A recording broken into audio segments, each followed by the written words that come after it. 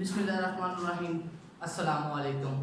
उम्मीद है कि आप खैरियत से होंगे और हम मुसलसल आप हमें पढ़ रहे हैं हमारे साथ और चीज़ें सीख भी रहे हैं। आज जो है ना हम सीखने जा रहे हैं कुछ एक प्रैक्टिस क्वेश्चन, मतलब पेपर में किस तरह के क्वेश्चन आपसे पूछे जा सकते हैं। पहला क्वेश्चन जो है वो बुक से पढ़ रहा हूँ मैं। लिखा हुआ है the potential is constant throughout a given region of space. Is the electric intense field zero और non zero in the region, explain. कहता है कि हमारे पास जो है वो इलेक्ट्रिक पोटेंशियल जो है वो कांस्टेंट है, V is equal to the constant. अब what about the electric field, electric field के बारे में आपका क्या ख्याल है। तो स्टूडेंट आपको याद होगा, आपने पढ़ा है जी electric intensity is negative of potential gradient. ये नेगेटिव साइन आ जाता है हमारे पास, और अगर V कांस्टेंट है तो आपके पास डेल्टा V जो होगा वो क्या आ जाएगा, जीरो। क्योंकि कोई भी चीज जो कांस्टेंट होती है उसमें चेंज लें तो वो आपके पास जीरो आ जाती है। सो आपके पास E की वैल्यू क्या बन जाती है जी, zero over delta R, that will be equal to the zero. So यहाँ पर हमने एक बात सीखी कि वहां पर फील्ड जो होगा ना वो जीरो होगा। ये बात हमारे मैथमेटिकल एक्सप्रेशन से हमें पता चलती है, लेकिन क्या वाकई ही फील्ड जीरो होता है। तो फील्ड आप यूँ कह सकते हैं कि जीरो हो भी सकता है और जीरो नहीं भी होता। तो फील्ड जीरो तो होता है लेकिन ये फील्ड जीरो नहीं बल्कि यूनिफॉर्म होता है। ठीक हो गया जी, ये हमारा पहला क्वेश्चन था। दूसरा क्वेश्चन है, कहता है जी आप फॉलो करते हैं, suppose you follow an electric field line due to a positive point charge, what can you conclude about the electric potential and electric intensity। कहता है एक पॉजिटिव पॉइंट चार्ज है और आप उस पॉजिटिव पॉइंट चार्ज की वजह से फील्ड लाइंस को फॉलो करते हैं। बताएं जी इलेक्ट्रिक इंटेंसिटी और पोटेंशियल पे क्या फर्क पड़ेगा। तो बेटा बड़ी क्लियर सी बात है, इलेक्ट्रिक इंटेंसिटी होता है k q over r square and electric potential होता है के क्यू ओवर आर। ये दोनों ही जो है वो इनवर्स स्क्वायर लॉ को ओबे करते हैं।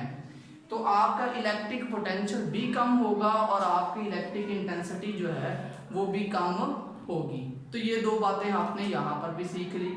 उसके बाद कहता है जी how can you identify that which plate of the capacitor is positively charge. Number 3 जो है वो ये कहता है पॉजिटिव प्लेट ऑफ कैपेसिटर।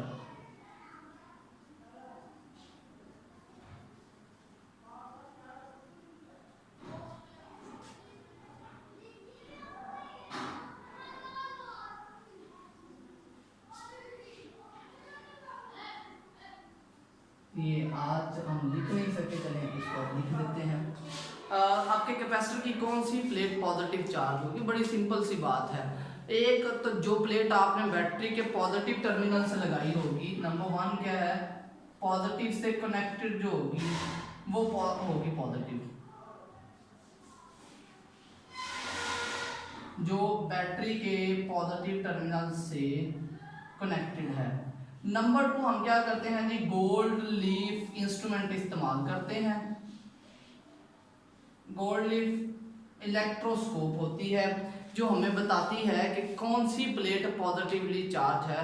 वो एक अलग से टॉपिक है, एक अलग से आर्टिकल है, उसको हम यहाँ पर स्टडी नहीं कर रहे। उसके बाद अगर हम बात करते हैं जी, फिर आ जाता है कि आपका एक चार्ज जो है वो हमने प्लेस किया हुआ है दो ऑपोजिट चार्ज प्लेट्स के दरमियान, तब उस पर क्या फोर्स लगती है, और अगर आपने वही चार्ज रखा हुआ है दो सेम प्लेट्स के दरमियान तब उस पर फोर्स क्या लगती है। अच्छा जी, नंबर 4 है जी आपका एक टेस्ट चार्ज जो है ये दो सेम प्लेट्स के दरमियान पड़ा हुआ है। सेकंड ऑप्शन ये है कि यही पॉजिटिव चार्ज दो सेम प्लेट्स जो कि नेगेटिव भी हो सकती हैं उनमें पड़ा हुआ है। स्टूडेंट यहाँ पर भी फोर्स जीरो है, यहाँ पर भी फोर्स जीरो है, क्योंकि ये चार्ज दोनों साइड से इक्वली तौर पर रिपेल हो रहा है। यहाँ पर ये चार्ज दोनों साइड से इक्वली तौर पर अट्रैक्ट हो रहा है। लेकिन अगर हम बात करते हैं ये वाली, कि एक साइड पे पॉजिटिव चार्ज है और एक साइड पे नेगेटिव चार्ज है, तो आपका जो चार्ज है वो फोर्स जो है उस पर कितनी लगेगी, यहाँ पर F कौन सी होगी, रिपल्शन की, यहाँ पर F होगी अट्रैक्शन की। तो ये 2F फोर्स से जो चार्ज पार्टिकल है वो मूव कर रहा होगा। तो चार्ज पार्टिकल मूव करता है with double of the force.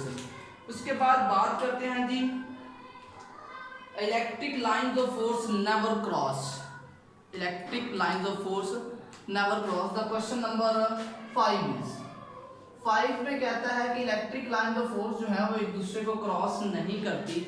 बड़ी सिंपल सी बात है, हम कहते हैं जी इलेक्ट्रिक इंटेंसिटी क्या है, is a vector. Electric intensity एक वेक्टर क्वांटिटी है। तो फील्ड लाइंस चूंकि इलेक्ट्रिक इंटेंसिटी को रिप्रेजेंट करती है, लिहाजा इनकी एक डायरेक्शन होती है।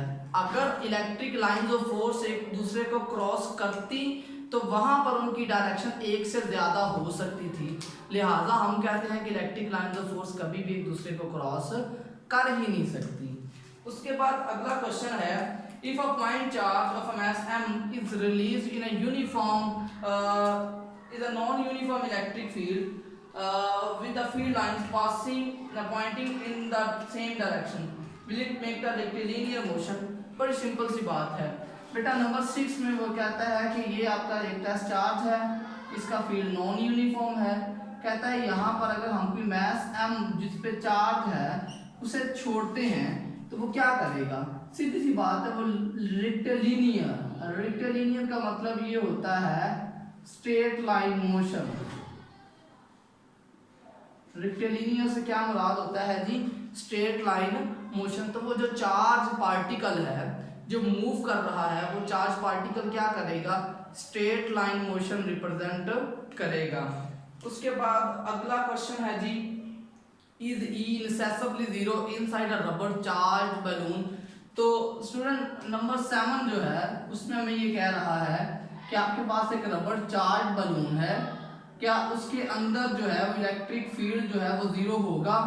The answer is yes. कैसे? वैसे एक बात आपको लॉजिकली बता दूं, ये जो आपने गॉसेस लॉ सॉल्व किया था 1 और एप्सिलॉन नॉट टाइम चार्ज, पहली प्रॉपर्टी ये मेटालिक स्फीयर के लिए थी।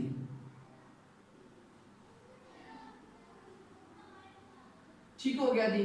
अब चूंकि आपके पास रबर चार्ज है तो बुक के मुताबिक हम कर लेते हैं, वो कहता है कि जीरो होगा, तो फाई जो है वो जीरो है क्योंकि कोई चार्ज इनक्लोज नहीं कर रहा, लिहाजा आपके पास कोई भी फ्लक्स इस पे नहीं होगा।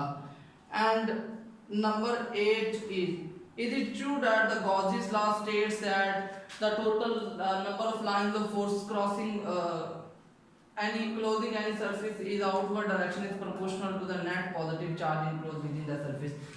Basically नंबर 8 में वो ये डेफिनेशन ही पूछ रहा है, तो आंसर इज यस। आपके पास जो नेट फ्लक्स होता है वो डिपेंड करता है आपके चार्ज पे, जितना नेट चार्ज ज़्यादा होगा उतना ही इलेक्ट्रिक फ्लक्स आपके पास ज़्यादा होगा। And the last one is, do electron tend to the region of high potential or low potential? The answer is number 9। बेटा ये आपके पास एक पॉजिटिव प्लेट है, ये एक नेगेटिव प्लेट है, यहाँ पर एक इलेक्ट्रॉन रखा हुआ है, ये हाई पोटेंशियल है और ये आपके पास लो पोटेंशियल है। अब इलेक्ट्रॉन ने क्या करना है, इलेक्ट्रॉन पे नेगेटिव चार्ज होता है तो इलेक्ट्रॉन मूव करेगा हाई पोटेंशियल की तरफ, तो इलेक्ट्रॉन जो है वो पॉजिटिव प्लेट की तरफ अट्रैक्ट होगा, तो हम कहेंगे इलेक्ट्रॉन जो है it tend to the move through the region of high potential. तो ये हमारे आज के क्वेश्चन से होप्स हो कि आप इसको एंजॉय कर रहे होंगे। अपना बहुत ज़्यादा ख्याल रखिएगा जी। अल्लाह हाफिज़।